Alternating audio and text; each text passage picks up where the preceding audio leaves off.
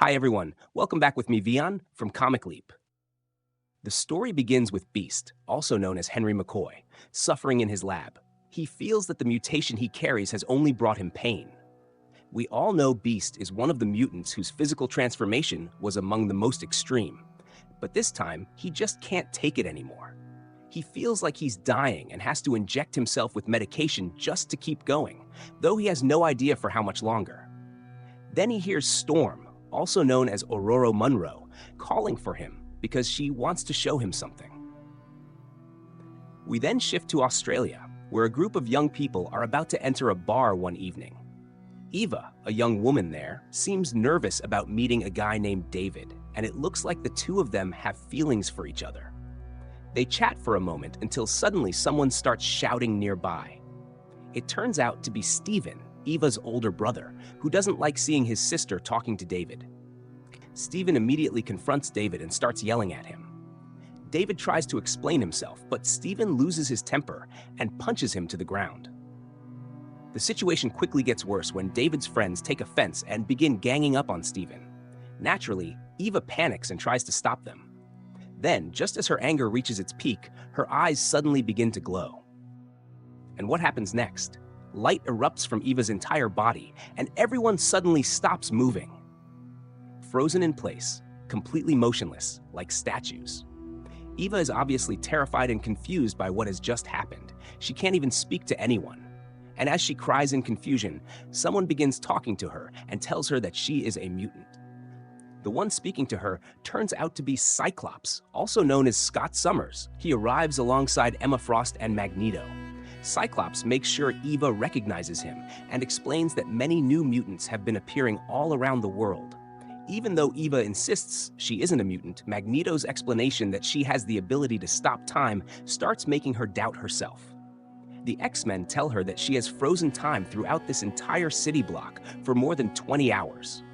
What's even more frightening is that Magneto explains that outside the area where time is still moving normally, a group of officers is preparing to arrest Eva. That's why the X-Men entered Eva's timeless zone and tried to help her. Cyclops even says that maybe he and Eva can help each other create a better world for mutants. And hearing that leaves Eva completely speechless. Then, all of a sudden, Eva's power shuts off and time starts moving again. The situation has already changed to daytime, exactly as the X-Men said it would.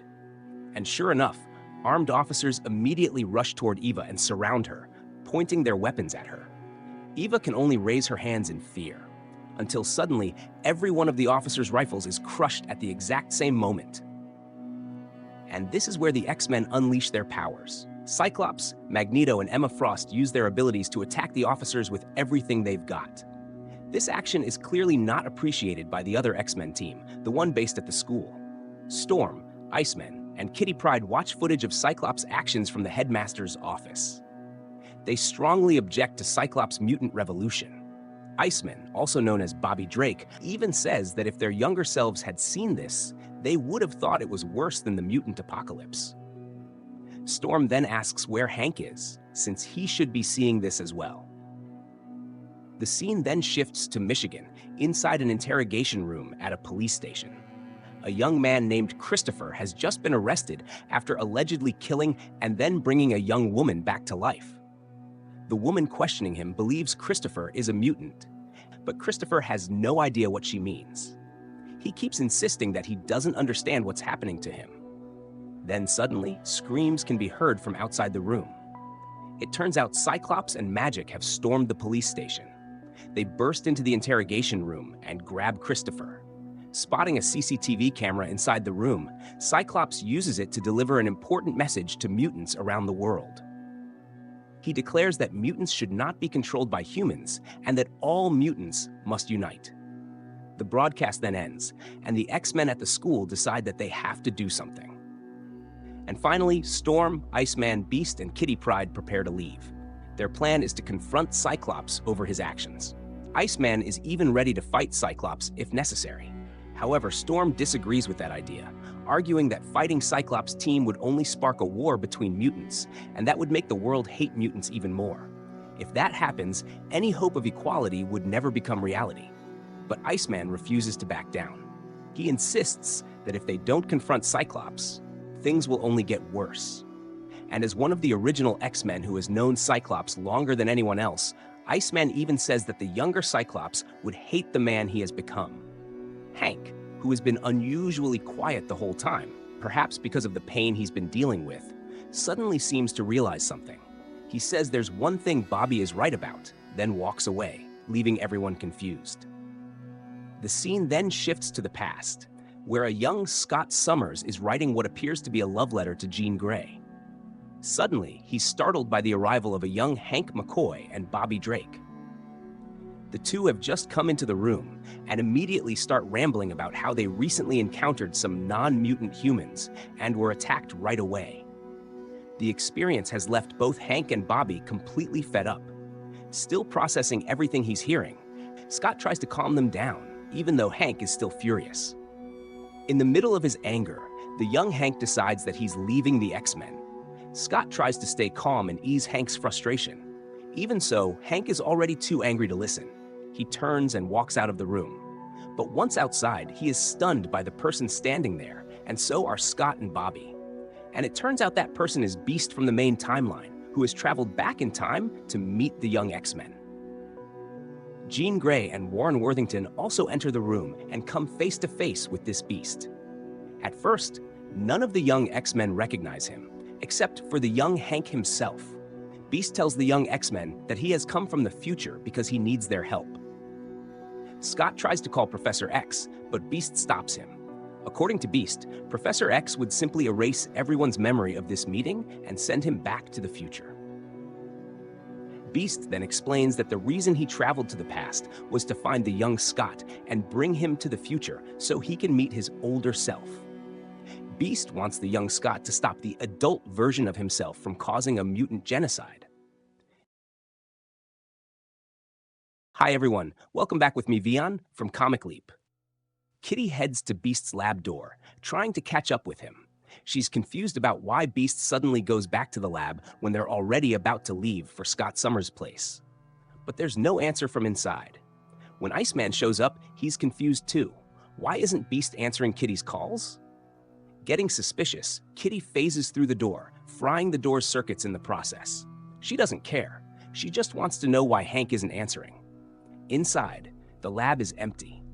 Nothing but the machines and computers Hank usually uses for work. They notice a skeletal scan of Beast sitting in the room, almost like something is seriously wrong with him. Kitty tries using Hank's computer to figure out what he might have been working on. But then the security system suddenly kicks in and shuts the computer down. That's when Kitty realizes something isn't right. We then jump to the past, where Beast tries convincing the original teenage X-Men to come with him to the future and meet Cyclops. The teens obviously don't believe a word he's saying, especially after Beast claims Cyclops could end up starting a war, or even a mutant apocalypse. Jean Grey says she needs to call Professor X, but Beast stops her. Instead, he asks Jean to look into his memories and see the truth for herself. The problem is, this young Jean hasn't learned how to read minds yet. The teenage X-Men still don't believe what Beast is telling them. Then a question comes from young Warren. Where is Professor X in the future? Beast lets out a long sigh and finally answers. The reason he can't take them to see Professor X in his own timeline is because Scott kills Professor X. This happens during the Avengers vs. X-Men event. Hearing that, the young X-Men are stunned. They can't believe it. Young Scott is especially shocked. He flat out rejects what Beast is saying. He doesn't think there's any way he'd ever kill the professor. Even so, Beast, who may be dying and clearly doesn't have much time left, doesn't expect them to believe him based on words alone. He even warns young Hank that in the future, he might end up doing the exact same thing. Then Warren asks another question. Why doesn't Beast just kill Cyclops? Beast's answer? He can't. That's crossing a line. Jean is getting pretty frustrated at this point because Beast still can't properly explain what's actually happening in the future. The pressure leaves Beast completely out of words. In the end, Beast says he'll step outside and wait for the teenagers to make their decision. After Beast leaves the room, young Hank admits that he can't even imagine everything his older self has been through.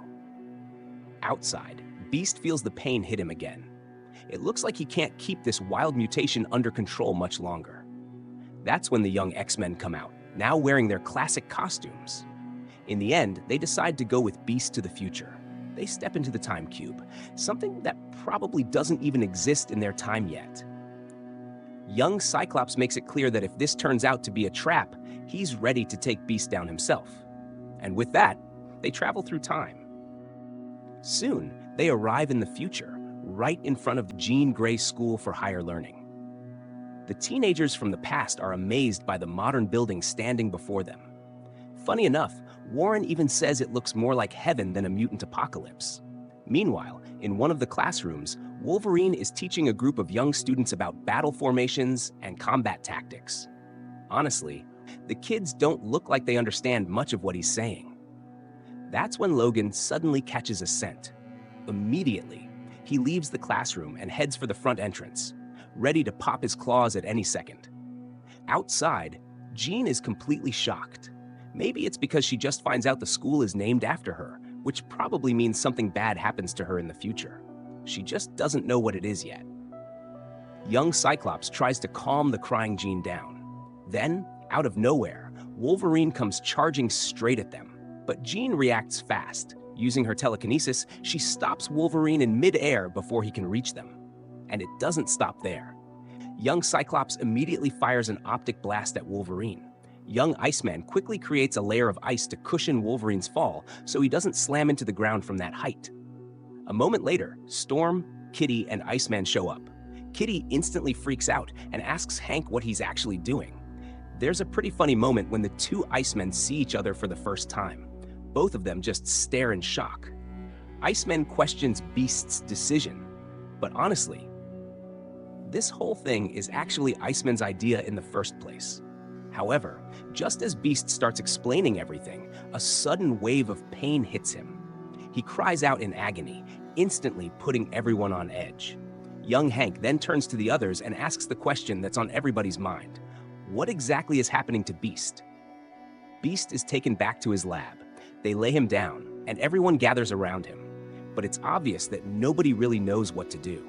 In the end, young Hank immediately starts setting up an IV for Beast, using a method that probably only he understands. Then Iceman asks what Beast actually does in the past. And that's when the young X-Men reveal that Beast brings them here to confront the Cyclops of this era. The second Logan hears that, he tells the young X-Men to come with him. Wolverine takes them to the headmaster's office and says he'll find a way to send them back to their own time. But using her powers, Jean puts Wolverine to sleep. And it turns out, Jean can read minds. Honestly, that's brand new to her.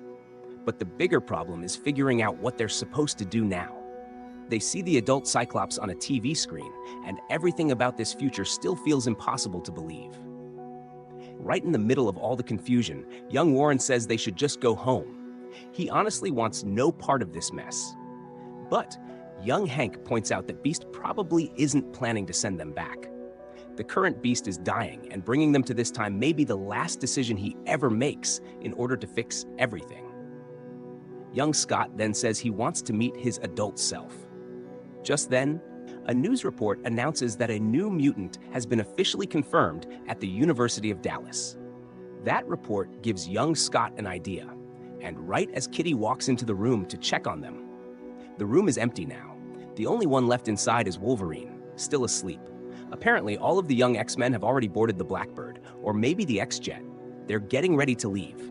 And their destination? Pretty obvious. The University of Dallas, where they might finally meet Scott. Without wasting any time, they take off in the jet. All the adult mutants can do is stand there and watch as the aircraft disappears into the distance. 10 days ago, Cyclops, Magneto, and Magic arrived at a place. Cyclops called it the New Xavier School. But the place was actually Weapon X, the facility where Wolverine had once been tortured and turned into a savage weapon. The reason they came here was simple. They needed a place to live and a place to hide. It was probably the last location anyone hunting them would think to search. 2 days later, 8 days ago, in San Francisco, several trucks and a helicopter were moving together in what looked like a convoy transporting something or someone. Their teammate in the air told them to stay focused on the road, and for good reason. Cyclops and Magneto were standing right in the middle of it, blocking their path. The people inside the vehicles were completely shocked. They never expected to run into two mutants in a place like this. The agents were confused about why Cyclops and Magneto had suddenly appeared out of nowhere. They quickly prepared to fight and activated the machine guns mounted on their vehicles. Magneto immediately tried to strike back, but something was wrong. His powers didn't work. Cyclops was confused too. The gunfire started, but no metal twisted, bent, or moved at all. Eric couldn't control metal anymore. Cyclops jumped in and fired an optic blast. But he had the same problem. The blast shot out completely out of control, slamming into one of the convoy vehicles and launching it into the air before crashing into their helicopter. The result? Both vehicles exploded and were destroyed, while Cyclops got thrown back by his own attack because he couldn't control his optic blast either. After the explosion and getting blasted away, Cyclops' visor flew off, forcing him to keep his eyes shut. Meanwhile, Magneto reached the convoy container and tried opening it with his powers. This time, at least, it worked. The container burst open as the metal crumpled and twisted in the direction of Magneto's hand movements. But one of the convoy soldiers managed to get behind him and pointed a gun at his back. Magneto reacted instantly. He crushed the weapon, causing the rifle to explode in the soldier's hands. At this point, Cyclops and Magneto were still confused about why their powers kept randomly turning on and off during such a critical moment. But at least they found what they were looking for. They were actually on a rescue mission. A girl wearing a prison uniform and a special containment helmet stepped out of the container. Magneto quickly removed the helmet, but the moment it came off, the girl immediately started yelling in anger. Turns out, the girl was Emma Frost. But Emma was still furious at Cyclops for what she saw as a betrayal during the Avengers vs. X-Men event, especially when Cyclops took the Phoenix Force away from her. Cyclops argued that it wasn't really him. It was the Phoenix Force entity that had taken control of him at the time. Emma wasn't buying that excuse. To her, that was no different than blaming Professor X's death on the Phoenix Force. But Cyclops, as usual, refused to admit any fault. By the way, if you want me to cover Avengers vs. X-Men, make sure to subscribe and leave a comment. I can definitely make a video about it. Emma Frost, in her diamond form, started walking away. She clearly didn't want anything to do with Cyclops. But Scott told her she could just read his mind herself and see that he wasn't lying. The problem was, Emma's powers were messed up too. She assumed it was because of the Phoenix Force, since they probably weren't supposed to mess with a power that huge in the first place. But Magneto pointed out that his powers were acting up as well, even though he never had the Phoenix Force during that event. In the middle of their conversation, Cyclops' optic blast started flaring up again. It looked like it was trying to burst out, but Scott couldn't keep it under control. He even stepped a few feet away from the others just to be safe. But anyway, Emma still wouldn't budge. She decided to leave on her own and refused to go with Scott, no matter how much he begged her to stay.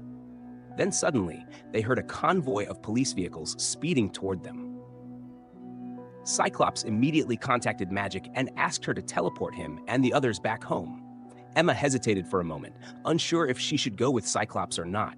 Then Magneto told her that they were going to fix all the mistakes of the past. Emma went silent for a second and looked over at Cyclops. After a brief pause, she finally agreed. Right when the police arrived at the scene, Scott and the others were already gone. All right, now let's jump to the present day. On a college campus, a student protest is taking place. A girl calls out to a guy named Benjamin, asking him to join the demonstration. But Benjamin doesn't seem very interested. It just doesn't look like his kind of thing. The orange-haired girl is a little disappointed, but then her eyes suddenly go wide. Benjamin has changed. I mean, his appearance suddenly becomes identical to the orange-haired girl's. Even his voice sounds exactly like hers. Ben has no idea what she's talking about at first, so he checks for himself. And then he freezes in shock. Everyone around him is confused. Some people start recording with their phones while others back away. The whole situation leaves Benjamin completely overwhelmed, and he passes out. Honestly, I don't know if it's really that exhausting when a mutant can't control their powers, but that's exactly what happened here. Let's cut back to Cyclops for a moment. He's out in the woods near the hideout he shares with the team, trying once again to control his optic blasts. But it doesn't seem like he's making much progress. His visor even flies off again. Scott can only stand there, frustrated and miserable. He's still struggling to accept what's happening to him. Then someone starts talking to him. It's Magneto. He came out there to check on him. Cyclops admits that he's upset because, right when they finally have a good goal, finding and training new mutants around the world, he suddenly loses control of his powers. But Magneto tells him he's been through something similar before, maybe even worse. And none of it ever made him quit. Whether their powers were damaged by the Phoenix Force or not, they have to keep moving forward. Magneto is determined to get their abilities back, no matter what it takes. Just then, Magic shows up too. She seems curious about what Magneto and Cyclops are talking about. But interestingly enough, Magic doesn't seem affected at all. She hasn't noticed any changes in her powers. Everything still works perfectly fine for her. The conversation briefly shifts to Colossus, Illyana's brother, whose whereabouts are still completely unknown. Then Emma Frost arrives, and she brings news. A report about the appearance of a new mutant. The scene shifts to a college party. Yep, it's the same students from Ben's campus. Ben's friends actually seem pretty excited about his new ability. One of them even jokes that he should just join the Avengers. But Ben himself still has no idea what he really is. Then the orange-haired girl from earlier tells him the truth.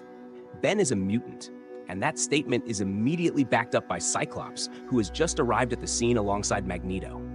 Cyclops tells Ben that he's a new mutant and that a new mutant revolution is about to begin. But not everyone agrees with the word revolution. The ones who object are the X-Men from the past, who have now arrived at the same location. Young Scott looks at his older self and asks what exactly he's doing. Honestly, it's a pretty epic moment. Two versions of Cyclops standing face to face with two completely different ideologies pulling them in opposite directions. Adult Cyclops runs into young Cyclops. But honestly, he feels totally scammed. He thinks this can't be real, and that some telepath nearby is playing mind games, showing him illusions of his younger self and the OG teenage X-Men. He's completely spiraling, even wondering if Professor Xavier is actually alive and pulling this whole stunt right in front of him. Scott figures Xavier brought these young X-Men here on purpose, just to remind him that back then, Cyclops was basically Xavier's golden boy when he first started the X-Men. But once it hits him that Xavier is officially gone, he starts tripping, thinking, wait, what if these 5 kids are just shapeshifters? Scott is totally messing with his own head. What Cyclops doesn't catch is that young Jean Grey is literally reading his mind. Young Jean notices how adult Scott is staring at her with all these old feelings, like he's falling head over heels all over again. Jean literally begs for everything to just stop. Meanwhile, Magneto, who also feels punked and thinks this whole X-Men situation is super sketchy, demands whoever is behind this to show themselves. And right here, Jean, who can't handle losing her mind over Cyclops' thoughts anymore, uses her telekinesis. She casually blasts Magneto and adult Cyclops into the air, throwing them back, almost like she didn't even realize she did it.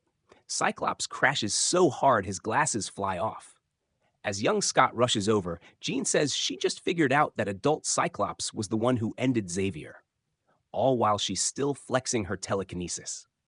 Without his shades to hold back his optic blasts, Cyclops can't control the lasers, and they start shooting wildly everywhere, putting everyone in danger. Young Scott reacts instantly, firing back with his own laser, and the two optic blasts from young and old Scott clash. Honestly, it's pretty epic. But looks like young Scott's laser isn't strong enough, because he gets blown back. Young Iceman tries to slide up to adult Cyclops, but Magneto sees this as a hostile move. Right away, he smashes Iceman's ice track. Magneto then quickly helps Cyclops up and puts his visor back on. That's when Angel, aka Young Warren, swoops in, clearly knowing they're about to dip, but Magneto tells Illyana to get them out of there and... boom! They're gone! Young Iceman and Angel are standing there like, what just happened? since they literally saw Magneto bail Cyclops out. But hey, at least the chaos is over for now. Hank manages to save a passed out Jean, probably because she totally drained herself using her powers earlier. And on the bright side, luckily, nobody died in that crazy mess. The college kids who were just partying nearby, especially the new mutant Benjamin, are totally fine, though his friends still can't believe his powers literally dragged major mutants like Cyclops and Magneto into the picture. Let's switch over to Weapon X, the base for Cyclops' X-Men crew. Here, two new mutants, Eva Bell and Christopher Muse, are just getting to know each other. They're still processing how weird it is that they were living totally normal lives, but the second their mutant powers kicked in, the feds started hunting them down. At least they're safe here. They start chatting about their powers and vibe, saying they'll probably end up being best friends. Right in the middle of their chill convo, a white light flashes out of nowhere. Turns out it's Magic's light, who just teleported Cyclops and Magneto back from that crazy college incident. Cyclops instantly storms off, looking like he absolutely does not want to talk. Emma Frost and Magic are left super confused. But Magneto breaks down what they ran into at that college party, and this pretty much makes Emma Frost lose her mind, especially when she hears that Jean Grey, who is basically her romantic rival, was right there in the mix. Now we cut to the Jean Grey Higher Institute, where Beast is still locked down because his mutant mutation is going totally haywire. Kitty Pryde is taking care of him, with Iceman keeping them company. They're all super annoyed because today has been a total mess between Beast being sick, the young X-Men popping up, and Cyclops losing his mind more and more. Over in Colorado, the teenage X-Men take a quick breather around dawn. Young Hank is still trying to wake Jean Grey up. Suddenly, Jean snaps awake, and she can still feel a ton of thoughts buzzing around her. And of course, it's her friend's thoughts, which completely overwhelms her. Jean just begs to make everyone else's voices stop flooding her brain. And just like that, the noise stops. She feels better instantly. Young Iceman and Angel beg to just go home and forget this whole thing. But young Scott says there's no way he's forgetting this. Beast also chimes in, saying he's not going back to the past until his adult self gets cured. So, they head back to the jet, getting ready to fly back to the school. Meanwhile, young Angel is still vibing with the feeling that they shouldn't even be here. Meanwhile, Cyclops is still sitting all by himself on the grass. Emma Frost walks up to him, but Cyclops wants to be left alone. Emma doesn't care, though. She starts talking to him, asking him to spill about what he saw earlier. She wants to double-check if the kids he and Magneto saw at the college were the real deal. Right then, they figure the only person who could pull off a stunt like this is Hank McCoy. And hey, their guess isn't wrong. Back at the school, Storm and Wolverine are hanging out in the yard. Since they can't track the Blackbird, Storm is already gearing up to go look for them herself. But right then, the jet shows up out of nowhere, landing right in front of them. The X-Men step out, and Hank instantly tells Storm he needs to take care of himself and asks for some space. They all head inside. Once they hit the infirmary, young Hank immediately demands to see Beast's mutation logs. Because he blurts it out so fast, Iceman gets totally startled. Young Hank quickly jumps onto the device, and turns out the password is Hank's parents' names. Edna Norton. Beast, lying there totally weak, looks relieved that his younger self is there. But then, the heart monitor starts going crazy, flashing a major red flag: cardiac arrest. Beast goes into cardiac arrest, screaming in pure pain. So, we're currently inside Beast's head, and the vibe is like some ancient building. Beast looks exactly like his classic comic book version. He meets Marvel Girl, aka young Jean Grey. Turns out, young Jean accidentally phased into Beast's mind, and since she probably hasn't mastered her powers yet, she lost control and ended up looking exactly like what's in Beast's memories. Beast even thinks to himself that Jean shouldn't be able to pull this off for at least another year. So they start figuring out what to do, until someone suddenly cuts into their conversation. And it's young Hank. No idea why he's there too. Turns out, Jean linked their minds so young Hank could jump into Beast's head as well, so they can brainstorm a way to cure Beast in the real world. Young Hank says he knows what's causing the sickness. It happened back then when Beast accidentally messed up his mutant genes, which turned into a disease. Hank literally begs to help, but Beast just tells him it's a lost cause, because he's dying today. Then we snap back to the real world, where the other X-Men are totally confused watching young Hank basically talking to himself. Suddenly, right between Beast, Jean, and Hank, math formulas start floating in midair. Being the genius he is, young Hank spots the error instantly. Finally, they know what needs to be fixed. In the lab, young Hank kicks everyone out, letting only Jean stay inside. We briefly switch to Texas at Benjamin's college campus. Turns out, Ben just got expelled because of that mutant incident yesterday. He complains to his orange-haired friend, saying he might sue the school. Dude looks so pissed. He walks out of the building and passes through the courtyard outside. Out of nowhere, he gets approached by Scott Summers, who just randomly showed up. Cyclops says he's sorry about what happened to Benjamin, but since Ben is mad, he just tries to walk away. But then he turns around and starts venting right in Cyclops' face, asking why he had to be a mutant, especially since he thought mutants were almost extinct anyway. Then Benjamin shows off his powers, changing his appearance to look exactly like Scott. Right then, Scott realizes Ben is a shapeshifter, though obviously not on Mystique's level. Scott offers Ben a spot to train with him and control his powers. Even though Ben knows Cyclops' terrible track record after the whole Avengers vs. X-Men disaster, he decides to tag along anyway. And for the first time, this new mutant named Benjamin Deeds teleports. They arrive at Weapon X, which looks way more modern and clean now thanks to a total makeover by Magneto and Magic. Scott even calls the place the New Charles Xavier School for the Gifted. Okay, back to the Jean Grey School for Higher Learning, the other school. Still in the lab, where Hank is making the cure for Beast. Even though Kitty Pryde was told to leave, she stays in the lab anyway. Young Hank isn't thrilled, but he ends up getting help from Kitty. One interesting line Hank says is that even though he doesn't really get the dynamics of these modern X-Men, one thing's for sure, he's the only one actually trying to save Beast. Inside Beast's head, Jean and Beast are waiting for young Hank to finish the cure. This leads to a pretty deep conversation, where Beast finally finds out that young Jean already met adult Cyclops and even entered his mind. Then, Jean asks how her adult version died. Beast tells her she can just dive into his memories. She hesitates at first, but out of curiosity, young Jean jumps into Beast's mind. And Jean sees everything that happened to her adult self. All the battles, all the madness, even her marriage to adult Cyclops. But honestly, I think this is way too heavy for a teenager to handle. Jean totally blows up, telepathically. She's so shocked she snaps out of Beast's memory. Kitty Pryde immediately rushes to help her, even though she has no clue why Jean is acting like that. Kitty then takes young Jean out of the room. Jean just keeps muttering over and over that she felt her adult self die. Young Hank, who is completely clueless, just wonders what happened while pumping the finished serum into the lab equipment. For a split second, we see Beast's hand move. Meanwhile, outside, the school scene is just as tense. The young X-Men are basically being judged by the whole school, especially Wolverine. This adamantium-clawed dude has his own personal beef with adult Cyclops, so he's venting all his personal frustration. Logan even says he could take out young Scott right now to change the timeline and bring back Professor X. He even asks who's with him to raise their hands.